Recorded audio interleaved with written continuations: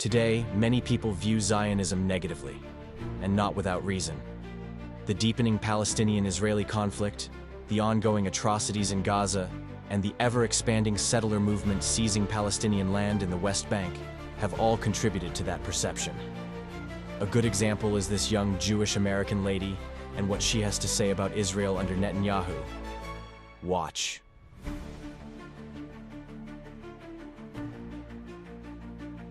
I wasn't gonna say anything, and I know I'm gonna get hate for this, I know, but I don't care anymore, because this isn't even a political issue anymore. This is a human issue, and my heart is breaking for Palestinians right now.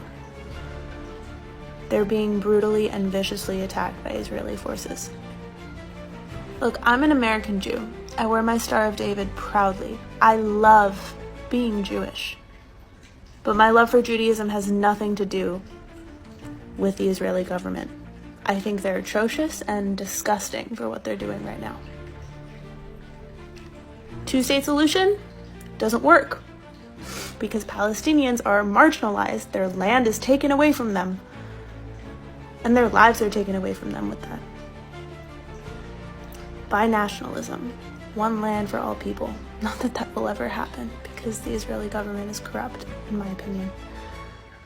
You know, Palestinians and Jews, ethnically speaking even, we're not that different.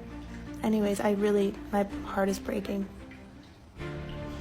But I don't believe Zionism, as originally conceived by its founders, was inherently evil.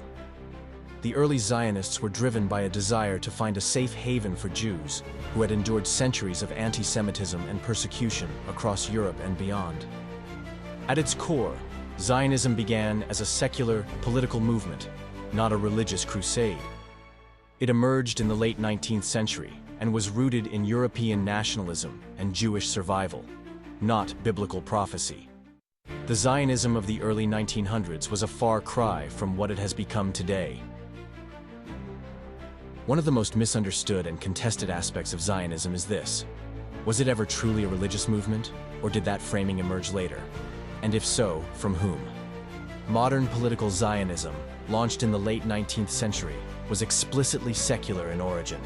Theodor Herzl, the father of political Zionism, was a secular Viennese journalist who didn't speak Hebrew, barely knew Jewish texts, and proposed a Jewish homeland as a political refuge from rising anti-Semitism in Europe. Early Zionist leaders like David Ben-Gurion, Chaim Weizmann, and others were largely socialists, atheists, or agnostics, motivated by nationalism, not messianism. To them, Zion was not a divine promise.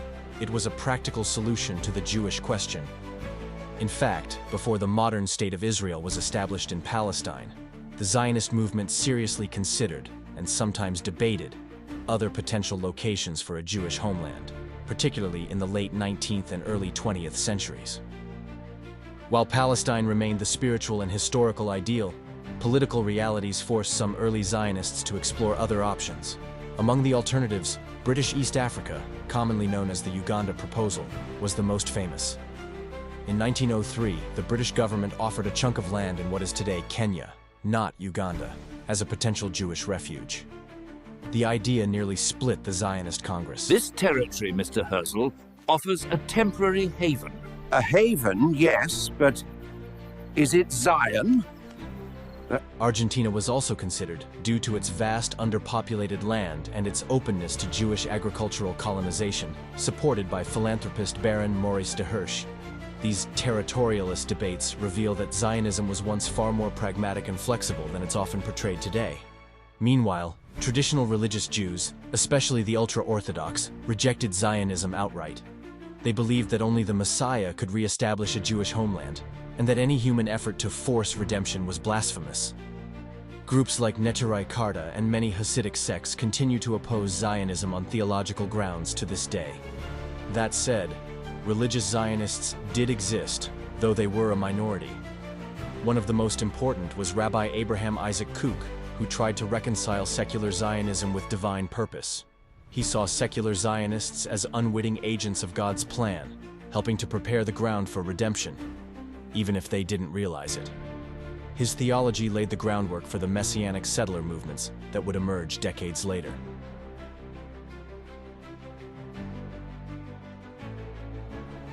Interestingly, the idea that Zionism was a fulfillment of biblical prophecy was more deeply embraced by evangelical Christians than by early Zionists themselves. Christian Zionism dates back to the 19th century British Empire, when Protestant leaders like Lord Shaftesbury pushed for the restoration of Jews to Palestine as part of a divine end-times scenario. This theology intensified in the US in the 20th century, especially with the rise of evangelical dispensationalism, which saw the founding of Israel in 1948 as God's hand moving in history. Key figures like Jerry Falwell, Mike Pence, yes, the former US Vice President, and John Hagee framed Israel's existence not just as national survival, but as sacred destiny. Ironically, Christian Zionists often support Israel more fervently and more theologically than secular Jews themselves. So when did Zionism become religionized? After 1948, following the Holocaust and the founding of Israel, many religious Jews began to reluctantly accept the state as a practical reality. The trauma of the Shoah, or more commonly known as the Holocaust, shattered the belief that Jews could afford to wait passively for divine rescue. 1967, the Six-Day War. This was the real turning point. The Israeli capture of East Jerusalem and the Western Wall was seen by both Jews and Christians as divinely orchestrated. It rekindled messianic fervor, galvanizing both religious Zionists and Christian fundamentalists. 1970s and onward, the rise of religious Zionism. Movements like Gush Emunim, Bloc of the Faithful, began settling the West Bank, believing they were reclaiming God-given land. The territories of biblical Judea and Samaria were no longer just strategic buffers, they were sacred inheritance. Religious Zionism became more militant and messianic, fusing nationalism with biblical entitlement. This formed the backbone of today's settler movement, much like the Christian nationalist surge in the US during the Reagan era. In America, with the rise of the religious right in the 1980s, Christian Zionism exploded. Leaders like Jerry Falwell, Pat Robertson, and John Hagee preached that the return of Jews to Israel would lead to the rebuilding of the Temple in Jerusalem, which in turn would trigger the second coming of Christ. This theology led to unconditional support for Israel, often more extreme than that of most Israelis themselves. In short, Zionism began as a secular political project, rooted in European nationalism and Jewish survival, not divine command. Religious elements were layered in later, often as post-facto justification or under the influence of external actors, particularly American evangelicals.